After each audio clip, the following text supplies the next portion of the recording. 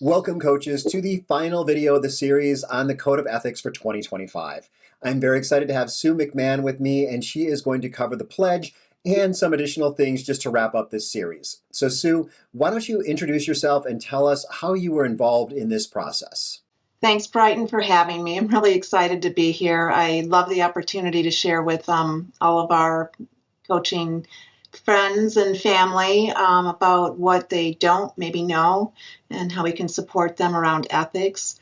I was invited to participate on this code review as one of the 3 steering committee members. And that was a new part of this process for a code review.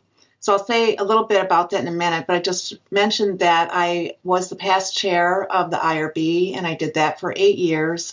I served on every code review since 2004, and it's been, for me, really a privilege to see this ongoing evolution, what we learn from each code review we do, and, as coaching grows, the things that we are now looking at in terms of ethics that we didn't look at, 20 years ago or 25 years ago. So just wanted to mention that part of this code review process started 6 months prior to the code review team actually getting into action. And that was just the 3 of us on the steering committee. What we did is we gathered all the information and input we'd had from feedback along the way, things from the independent review board, things that were hard to adjudicate, things that were hard to translate for coaches. We just gathered all that information and we created a survey. We then sent that survey out to all the stakeholders in ICF and asked for their feedback. And also we did some very really important interviews with the FOs and other subject matter experts that helped give us enough data to create a more narrowed document that was then shared with the code review team to actually focus on. So, and besides that, we created an onboarding process that also was kind of a new way of being sort of ensuring that we really had a lot of inclusivity and a lot of diversity. Languages, cultural, geographic areas, many things. And so the upfront work for 6 months was pretty intense. And once that happened, we could sort of step back and be more in a role of guiding the leaders who were actually chosen, 3 leaders, and kind of guide them, be there to support them, and let them do the work with their teams. Thank you for that background of how the code came about. We're bringing this to you at the end, but that seemed to be the appropriate place to put this just because Sue has been with this process for such a long time. And this is a great code that they came up with. But let's talk about the pledge specifically. The last part of the code is the pledge. So why is it that you guys decided that a pledge needed to be part of this code? Well, most codes have a pledge at the end. And I think the reason that it really is important at the end because it sort of emphasizes that this is what I read the code, I know what I'm sort of signing up for, and this is what I agree. This is the integrity and the professionalism with which I agree to abide by. And interesting, what we did in this code too is it was a 2-paragraph standard in the 2020 code.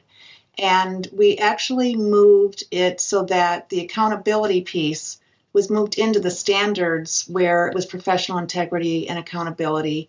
And that left the paragraph that basically indicates that this is what I pledge to do. This is the promise I make to the profession and to myself and to the people that I serve.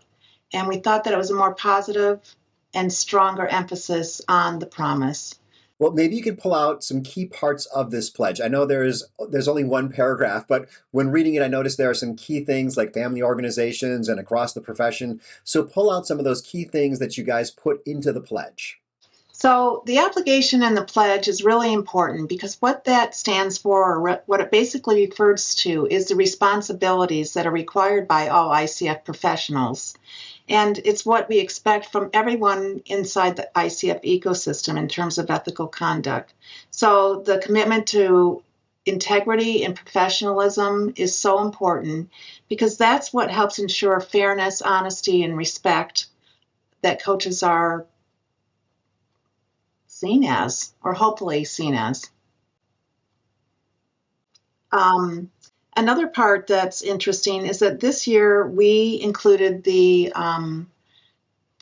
family organizations, and that had not been done before because the family organizations did not come into play until after the last code was completed. So what that has done is created a more one ICF. These family organizations, there's 6 of them, if that hasn't been talked about, and people are still still new to the idea. And each of these family organizations represents a part of the ICF that mostly already existed. Some are new, but we really wanted to ensure that we were holding the entire ecosystem to a very ethical sphere.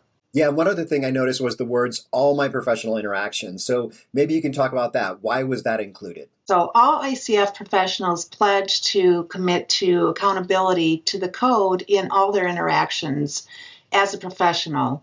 So that would mean that whether you're in a coaching relationship or not, you are held accountable to the ICF Code of Ethics. This is for all members and all credential holders. And it also includes when you're acting in a role as a coach trainer, a mentor coach, coaching student, a board member or volunteer. And it's not just limited to that, but that gives you an idea. It could be coaching supervision. So when we say that this code is something that we commit to, it's in all those. Okay, good to know, good to know. So, well, one thing that I wasn't really sure of, typically with a pledge, I feel like you should sign it or something like that. Is there a signing of the pledge, or is that kind of just built into when you interact with ICF, this is what you're signing up for? In terms of having to sign the code, that is not something that's expected or even offered. But what is expected is that it's a personal, you're making a personal pledge, and also at the same time somewhat of a public pledge, because you are all signing up to agree to abide by all the same standards of the code. And one part of that is that we hold each other accountable as coaches, just knowing what the expectations are. So it's not just for the people we serve, I should say. It's not just for the people we serve as coaching professionals, but also for all those that we are colleagues with. Great. So are there resources here? This isn't really part of the pledge, not really. This is part of the extra stuff that we're adding into this last video. So are there any resources that we can probably haven't mentioned throughout this series yet? Yeah, I think that's, I'm glad that you asked that, because I really want people to know that there are places they can go to get support around ethics. So first of all, there's the Ethics Assist line, and all these can be found on the ICF website. The Ethics Assist line will answer questions about the ethical conduct review process or anything you need to know about a complaint process with a training school. It's a place where you can get a lot of answers, find out other things about the Code of Ethics. Then there's the Ethics Community of Practice, and that's a quarterly meeting. It's virtual, and it provides one CEU. It is for members, but non-members can also participate for a small fee, I believe. And then they have subject matter experts. They do different conversations and topics that are of interest and shared before you sign up, so you'll know that. Did I say those are on a quarterly basis?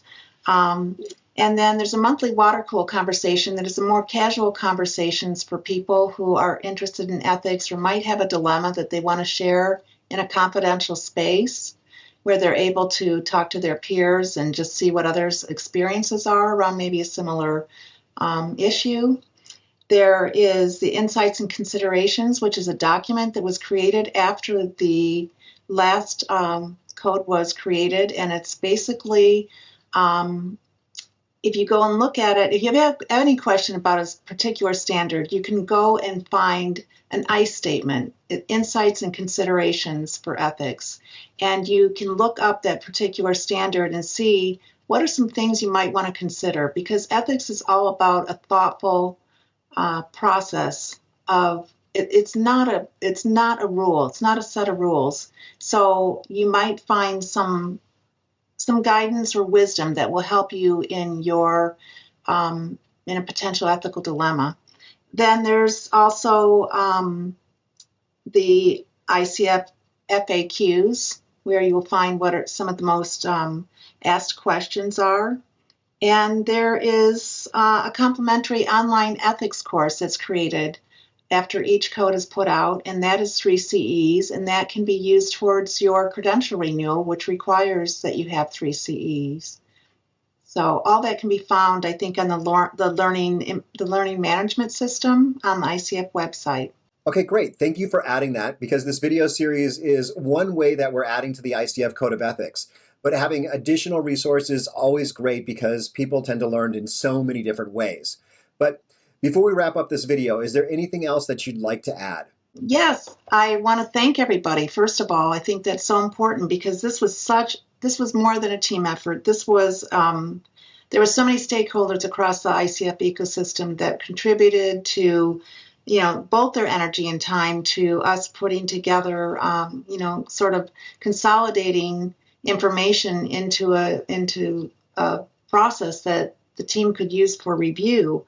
But I do want to say that there were 14 members on the team that deserve a really big round of applause because it was hard work, and their dedication to and attention to detail was phenomenal.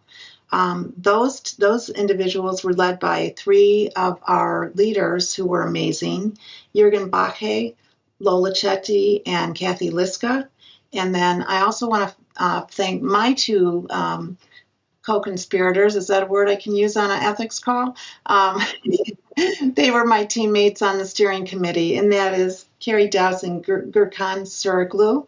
And of course, the director and assistant director of ethics and compliance at ICF is Kristen Kelly and Alyssa Johns. They were fabulous. Wonderful. That is so great. And so great that all of you took this opportunity to get involved in ICF beyond just the role as a coach. I think there are other roles for people too, other ways for people to get involved, for coaches to get involved and do more. And I think, I don't know, maybe you could tell us some of the benefits beyond being able to just put forth the Code of Ethics. I'm sure that you've been meeting with some great people, meeting with some great staff. So are there other benefits that you can kind of tease out there for people who are watching this and are like, oh, I want to raise my hand and get involved as a volunteer too? Yeah, getting involved as a volunteer. I've been volunteering with ICF since I joined in 2003, and I've had so many great experiences. I've learned so much, and I've made such great friends. And there's just so much to learn in any opportunity. ICF provides such great support for their volunteers. I find it fun and enjoyable, and ethics in particular, because it's very stimulating, and the people who are involved in it are very wise. There's so much that I get out of our calls and out of our work together, but there are other ways to get involved, and I would say get on the ICF website and do a little exploring there and see if there's something that speaks to you. The family organizations are always looking for board members, and there's different application processes for different things there, but I would say there's so much that there has to be something there. If you're a coach, there's got to be something in there of interest to you, and I hope that you will take the time to contribute to our great organization.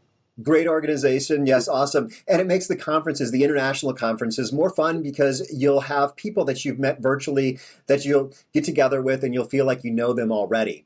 So, Sue, thank you so much for this video and for all of the work that you've done on the code, months and months and months of work on the code. And thanks to all of you for watching this series. So I'm going to have some other videos up here because there are so many more resources on the ICF YouTube channel. Check those out, and we'll see you in another video. Thank you so much for watching.